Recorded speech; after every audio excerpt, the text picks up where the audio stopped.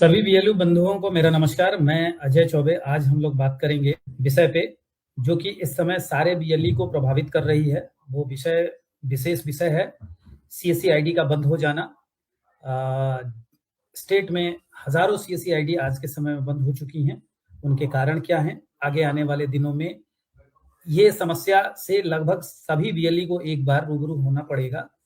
तो उससे बचाव क्या है, क्या तरीका है, कारण क्या है, आज हम लोग इस पे विस्तृत चर्चा करेंगे।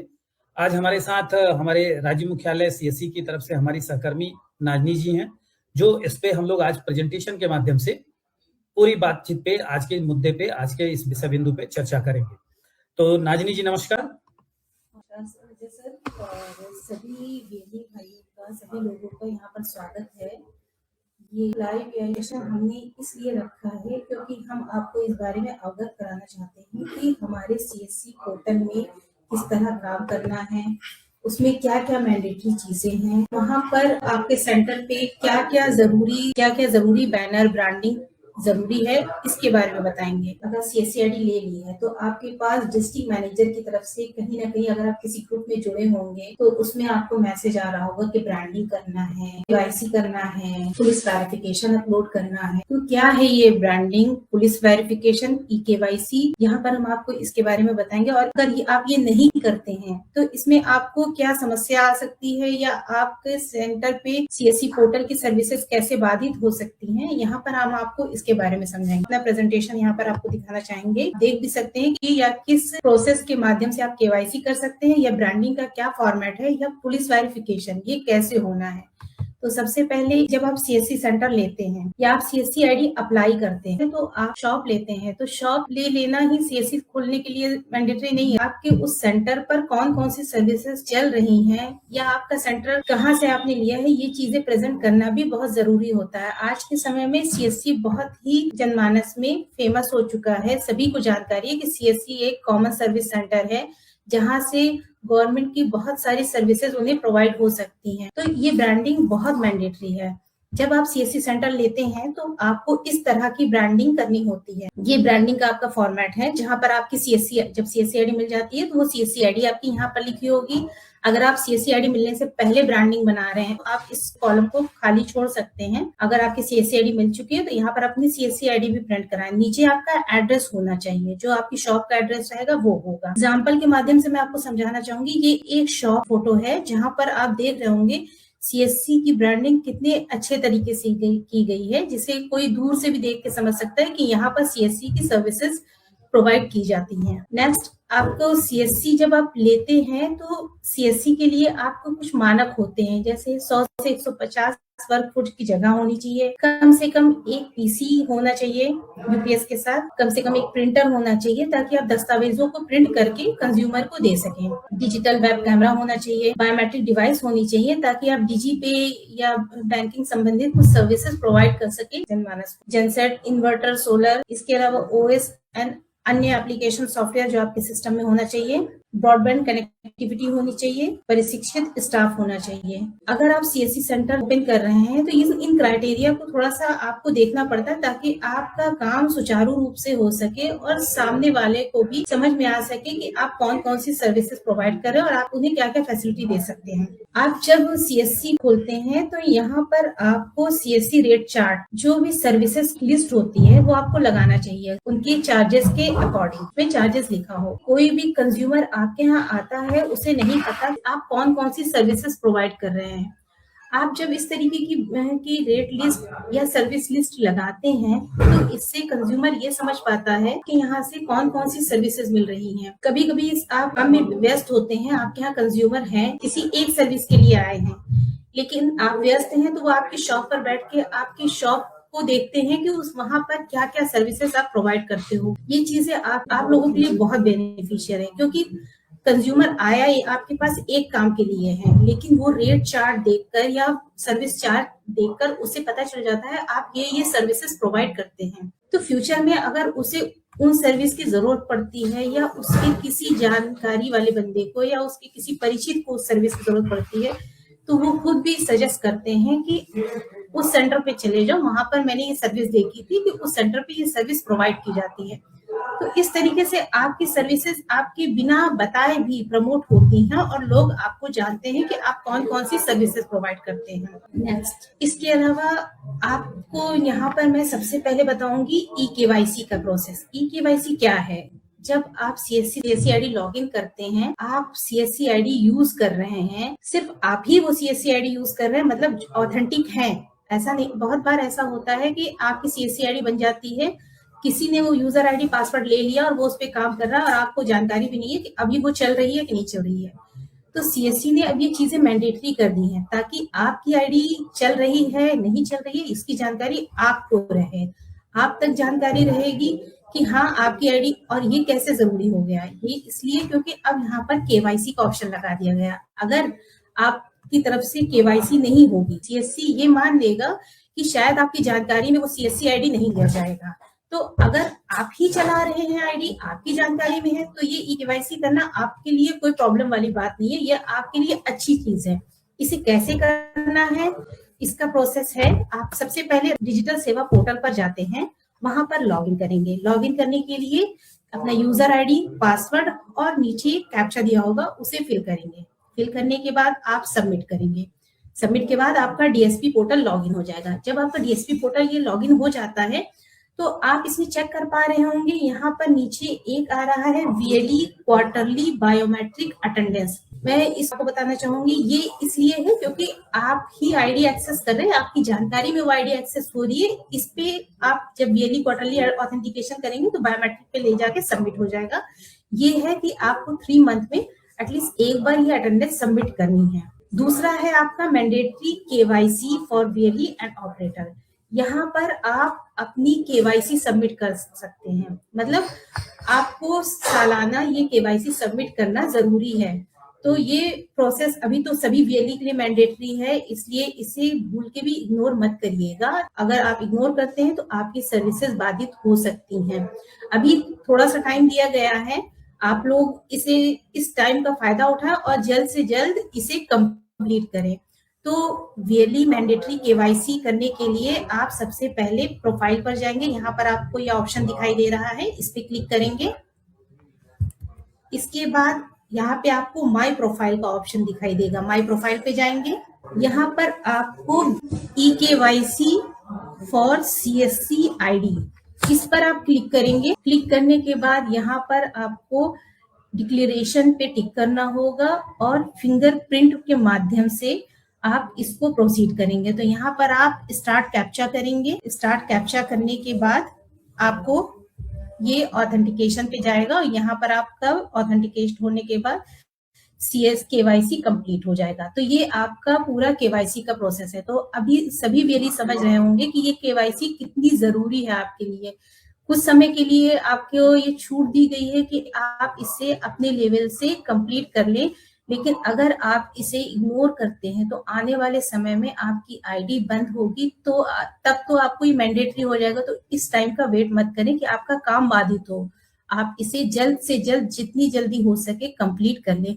अगर कंप्लीट करने में आपको कहीं पर कोई भी समस्या आ रही है या कहीं कोई एरर आ रहा है तो आप सबसे पहले अपने डिस्ट्रिक्ट मैनेजर से बात करें। आपके CSC जिला प्रबंधक आपके हर डिस्ट्रिक्ट में अवेलेबल हैं, उनसे कांटेक्ट करें, उन्हें इस बारे में सूचना दें कि आपका KYC नहीं हो पा रहा है। नेक्स्ट आपको बताना चाहेंगे पुलिस वेरिफिकेशन। पुलिस वेरिफिकेशन बहुत ही जरूरी है, बहुत जरूरी इसलिए भी है क्योंकि अभी बहुत सारे VLE हमारे पुलिस वेरिफिकेशन अपलोड नहीं करते हैं, पर अब गवर्नमेंट के नियम के अनुसार अगर कोई इस तरह का डिजिटल वर्क कर रहा है तो उसे पुलिस वेरिफिकेशन करना अनिवार्य है। तो पुलिस वेरिफिकेशन करने के लिए आपको क्या करना होगा, आप register.csc.gov.in ये वेबसाइट है, इसे आप गूगल पे CSC अप्लाई सर्च करके भी इस वेबसाइट पर आ सकते हैं। अदरवाइज ये वेबसाइट लिखी हुई है, आप इसे नोट डाउन भी कर लीजिए, www.register.csc.gov.in। इस वेबसाइट पर जाएंगे, यहाँ पर आप माई अकाउंट के ऑप्शन पे जाएंगे। माई अकाउंट के ऑप्शन पे क्लिक करने के बाद आपको आपकी CSC ID और फिंगरप्रिंट पे सेलेक्ट करने का ऑप्शन आएगा। अभी आयरिश वर्क नहीं कर रहा है इसलिए इस पे आप प्रयास ना करें। CSC ID डालेंगे, फिंगरप्रिंट पे क्लिक करेंगे, कैप्चा डाल के आगे प्रोसीड करेंगे तो ये पेज रीडायरेक्ट होने लगेगा। रिडायरेक्ट होने के बाद आपको यहाँ पर ऊपर डिक्लेरेशन देना होगा। डिक्लेरेशन देने के बाद आपको यहाँ पे स्टार्ट कैप्चा करना होगा। स्टार्ट कैप्चा करने के बाद आपका प्रोफाइल ओपन हो जाएगा। जब आपका ये प्रोफाइल ओपन हो जाएगा, इसमें आपको 2 जगह केवाईसी का ऑप्शन मिलता है, केवाईसी अपडेट, केवाईसी अपडेट। इनमें से किसी भी 2 ऑप्शन पे, ऊपर जो दिया हुआ है आपका राइट हैंड साइड में ये केवाईसी, और इधर आपका लेफ्ट हैंड साइड में यहाँ पर आइकन दिया हुआ है, इनमें से किसी भी केवाईसी अपडेट पे क्लिक करेंगे। क्लिक करने के बाद आपको पेज शो करेगा। इसके बाद ये दूसरा पेज शो करता है, इसी में नीचे होता है, सबसे नीचे पे आपको पुलिस वेरिफिकेशन डॉक्यूमेंट अपलोडिंग का ऑप्शन आता है। इस पर क्लिक करेंगे। क्लिक करने के बाद यहाँ पर सेलेक्ट डॉक्यूमेंट में फाइल आएगा, उस पर क्लिक कर लेंगे और यहाँ पर फाइल अपलोड करेंगे। फाइल अपलोडिंग के बाद आप ये सबमिट कर देंगे, आपका पुलिस वेरिफिकेशन सबमिट हो जाएगा। आप लोगों को मैं एक चीज ये बता दूं कि ये सारी चीजें मैंडेटरी हैं। अगर पुलिस वेरिफिकेशन आप टाइमली सबमिट नहीं करेंगे तो आपकी सीएससी आईडी ब्लॉक हो सकती है। तो ऐसे समय की प्रतीक्षा ना करें, जल्द से जल्द सभी लोगों से निवेदन है कि वो लोग अपना पुलिस वेरिफिकेशन अप्लाई कर लें। अप्लाई होने के बाद जब आपको पुलिस वेरिफिकेशन मिल जाए तो आप इसे अपलोड कर दें। हमारे पास समय नहीं था, पर फिर भी हमने अपने बीएलई साथियों के लिए इसमें थोड़ा सा समय मांगा ताकि हम उन्हें इन्फॉर्म कर सके और वो पुलिस वेरिफिकेशन अप्लाई करते। अप्लाई होने के 15-20 दिन के अंदर आपको पुलिस वेरिफिकेशन रिसीव हो जाता है। वो पुलिस वेरिफिकेशन प्रोफाइल में जाके अपडेट कर दी। एक बार फिर मैं यही कहना चाहूंगी कि ये पुलिस वेरिफिकेशन बहुत मैंडेटरी है। अगर आप इसे नहीं करते हैं तो आपकी सीएससी की सर्विसेज बाधित हो सकती हैं। तो इससे बचने के लिए जल्द से जल्द पुलिस वेरिफिकेशन करवा लीजिए। सर्टिफिकेट आते ही अपलोड करें। किसी भी समस्या के लिए हमारे डिस्ट्रिक्ट मैनेजर से बात करें। केवाईसी के लिए आपकी आईडी बंद है, ब्रांडिंग के लिए आपकी सीएससी आईडी बंद है। हमारे डीएम जब आपके सेंटर पे विजिट करेंगे, ब्रांडिंग होगी, रेड लिस्ट होगी, तो वो उसको वेरीफाई करेंगे। उसके बाद बैकएंड से वो डेटा चेक होगी कि सही ब्रांडिंग है या नहीं है, तब अप्रूव होगा। ब्रांडिंग के लिए आपका लकड़ी या लोहे का फ्रेम होना चाहिए, उसी पर ही ब्रांडिंग होनी चाहिए। इस चीज को ध्यान रखें। ब्रांडिंग का फॉर्मेट ऑलरेडी आप लोगों को शेयर किया जा चुका है। ठीक है, बहुत बहुत धन्यवाद नाभी जी। मैं यहाँ पे पूरे इस आज के कार्यक्रम का पूरा सारांश बताना चाहूंगा, जिसको कि 3 हिस्सों में बांटा गया है। सीएससी की ब्रांडिंग, सीएससी की ई केवाईसी तथा आपका पुलिस वेरिफिकेशन, पुलिस सत्यापन। तीनों के औचित्य के बारे में एक बार मैं रिवाइज कर दूं। सीएससी ब्रांडिंग इसलिए जरूरी है कि आप कौन हैं, कहाँ पे सेंटर है आपका, आप क्या क्या सुविधा दे रहे हैं। क्योंकि सीएससी सेंटर सरकार की एक बहुत ही महत्वपूर्ण स्थान है। सरकार अपने डेटाबेस में, सरकार की एक वेबसाइट है, जिस वेबसाइट पे सरकारी जितने भी संस्थान हैं, अवस्थापना है, इंफ्रास्ट्रक्चर है, उनको वहां पे लोकेट किया जाता है, जिसमें सीएससी भी सरकारी स्थान के रूप में गिनती होती है। तो सरकार उसको भी वहां पे चिन्हित करती है। सीएससी लोकेटर पहले होता था, बाद में कंपास ऐप के जरिए आप लोगों को लोकेट किया जा रहा है कि इस धरती पे किस कोने पे, किस स्थान पे आप सिचुएट करते हैं, रहते हैं। तो जो सरकार दावा करती है हमारे डिस्ट्रिक्ट मैनेजर के माध्यम से, आपके माध्यम से, वो दावा 100% सत्य होना अनिवार्य है। अर्थात जहां पे आपको बताया गया है, जहां आपको लोकेट किया गया, वहां पे आपको होना अनिवार्य है। इसलिए जरूरी है कि कॉमन ब्रांडिंग आपके पास हो, इसलिए जरूरी है कि आपके पास प्रॉपर ढंग से रेट लिस्ट हो। सरकार की द्वारा उपलब्ध कराई जा रही सीएससी के माध्यम से जो भी सेवा है उसकी पूरी सूची आपकी उपलब्ध होनी चाहिए। जो भी निर्धारित प्रिस्क्राइब रेट लिस्ट है वो रेट लिस्ट स्पष्ट होना चाहिए। कस्टमर रजिस्टर होना चाहिए, फीडबैक रजिस्टर। कस्टमर को कोई अगर अपनी बात कहनी है, या कौन सा कस्टमर कौन सा सर्टिफिकेट आपके किस तारीख को आपके यहाँ से आकर के लिया, इसका एक फिजिकल पेपर आपके पास होना चाहिए। आपने उसके बदले कितना पैसा लिया, उसका एक फिजिकल पेपर आपके पास होना चाहिए। चूंकि आपका केंद्र आपका होते हुए भी सरकार की मॉनिटरिंग और निगरानी में है। कोई भी सरकारी अधिकारी, कर्मचारी आपके सेंटर पे औचक निरीक्षण कर सकता है, जांच कर सकता है। इसके लिए हमें अपने आप को प्रॉपर ढंग से प्रिपेयर रहना होगा। नेक्स्ट आते हैं सीएससी की केवाईसी के बारे में। सीएससी भी एक वर्चुअल लेन देन का स्थान है। भुगतान, वहां पे पैसे का लेन देन होता है, पेमेंट गेटवे है, वॉलेट सिस्टम है, वहां से पैसे का भुगतान होता है। तो भुगतान होने के लिए जो आरबीआई की गाइडलाइन है, सरकार की गाइडलाइन है, उस गाइडलाइन के तहत कस्टमर का केवाईसी होना, यानी कि कस्टमर यानी वीएलई, इस मामले में जो व्यक्ति लेन देन कर रहा है डिजिटली, वो व्यक्ति का केवाईसी होना बहुत अनिवार्य है। ये आरबीआई की भी गाइडलाइन है और सीएससी के संबंध में सरकार का भी गाइडलाइन है कि हम अपने सभी सीएससी केंद्रों को, सक्रिय सीएससी केंद्रों को निश्चित अंतराल पे, नियमित अंतराल पे उनको उनकी केवाईसी करें, ताकि ये सत्यता जाहिर हो सके कि आप वास्तविक हैं, अपनी जगह पे हैं। ऐसे बहुत सारी शिकायतें पिछले दिनों आती रही कि सीएससी केंद्र मौके पे मौजूद नहीं है, जबकि बोर्ड सूचना में जाती है। तो इसको व्यवस्थित करने के लिए सरकार का ये सख्त रुख अपनाते हुए आज देश भर में हजारों सीएससी सेंटर को बंद कर दिया गया है, जिनकी सूचना अभी स्पष्ट नहीं है।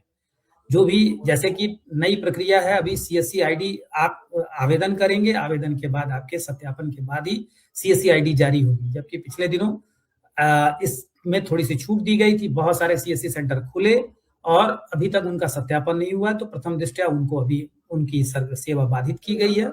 उनके जांच की कार्यक्रम किया जा रहा है। जांच में डिस्ट्रिक्ट मैनेजर का आप आवश्यक सहयोग दें। डिस्ट्रिक्ट मैनेजर सपोज आपके सेंटर पे जाते हैं, ब्रांडिंग में आपने सिर्फ फ्लैक्स टांग रखा है, वो तो अपने उस मोबाइल ऐप पे जरिए आपका सत्यापन तो कर देंगे, लेकिन पीछे से जो क्वालिटी चेक टीम है आपके सेंटर को फिर से बाधित कर देगी, सेवा को बंद कर देगी। इसलिए जरूरी है कि प्रॉपर फिक्स परमानेंट आपके पास एक बोर्ड होना चाहिए, जैसा कि आपको ये तस्वीर में भी दिखाया गया है कि इस तरीके से फ्रेमिंग किया हुआ बोर्ड आपके पास फिक्स हो, परमानेंट बोर्ड होना चाहिए। सेवा लिस्ट आपके पास इस तरीके से, सेवा सूची का एक बड़ा सा फ्लैक्स है, इसकी लिंक आप लोग जाएंगे सीएससी के पोर्टल पे ही पूरा इसका लिंक पड़ा हुआ है, ब्रांडिंग का, सेवा सूची का, रजिस्टर इत्यादि का। तो ये सारी चीजें आपको मेंटेन रखनी है। इसमें अगर आप, चूंकि आज के डेट में इन दिनों में हमारे पास कॉल ज्यादा आ रहा है कि सर मेरा सेंटर बंद हो गया है, ये है वो है, वो आएगा, आज नहीं तो कल आप सभी लोगों को आएगा, अगर आप लोग पूर्व में उसकी तैयारी नहीं कर लेंगे। आज के जो सेशन है, सत्र का आयोजन इसी चीज को ध्यान में रख के किया गया है कि आगामी जो असुविधा हो सकती है आपके साथ, उससे आपको बचाया जा सके। इसकी स्पष्टता ये क्लियर है कि आप सीएससी में काम कर रहे हैं, ये आप ही लोगों के हित में हो रहा है। चूंकि कुछ ऐसे असंवैधानिक कार्य करने वाले व्यक्ति भी सीएससी के माध्यम से जुड़ सकते हैं, उनको इस व्यवस्था से दूर रखा जाए। गलत लोगों को, साइबर फ्रॉड करने वाले लोगों को सीएससी व्यवस्था से दूर रखा जाए। इसी के लिए गहन निरीक्षण किया जाना अति आवश्यक है। इसमें आप सभी लोगों का पूरा सहयोग बहुत ज्यादा आवश्यक है। दूसरी बात हो गई केवाईसी की। केवाईसी एक नियमित अंतराल पे किया जाना है। जो भी नोटिफिकेशन में आपको सीएससी पोर्टल पे मिलता है उसको आप लोग करें। अपने सेंटर की ब्रांडिंग मेंटेन करें, ब्रांडिंग से आप ही लोग का भला होगा। सेवा सूची आप लगाएंगे तो आप ही लोगों के कार्य, आपके यहाँ आने वाले ग्राहकों का संख्या और उनको पारदर्शिता स्पष्ट होगी और वो अच्छे ढंग से आपके साथ व्यवसाय कर सकेंगे। तीसरा पॉइंट है आपका पुलिस वेरिफिकेशन। पुलिस वेरिफिकेशन चूंकि स्पष्ट किया, ये बहुत ज्यादा जरूरी है कि आप डिजिटल लेन देन कर रहे हैं तो पुलिस का सत्यापन आपके साथ जुड़ा हो। वो सत्यापन के आधार पे सीएससी आपकी गारंटी ले सके कि हाँ, आपने पुलिस वेरिफिकेशन कराने के साथ आप हमारे साथ काम कर रहे हैं, और जिससे कि वित्तीय लेन देन के लिए आप अधिकृत माने जाएंगे। तो इसमें कहीं कोई किसी प्रकार की कोताही न हो। ये कार्यक्रम सभी बीएलई को एक बार निश्चित रूप से किया जाना अनिवार्य है।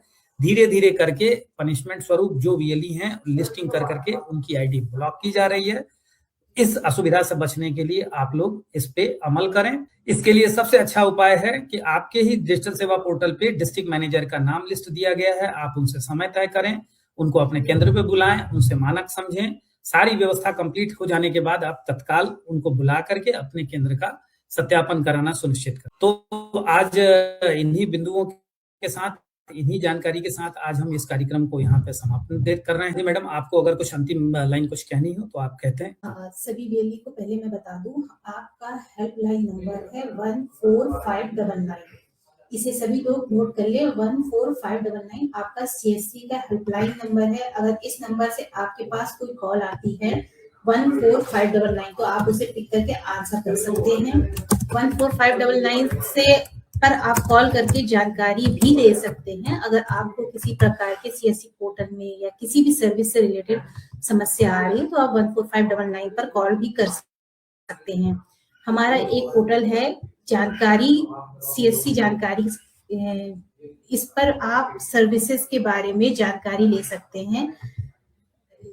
और जानकारी.csccloud.in ये आपका पोर्टल है। इसे आप सीएससी की सर्विसेज के बारे में विस्तार से जान सकते हैं कि सर्विस में क्या काम कैसे होता है और उसका प्रोसेस प्रक्रिया क्या है।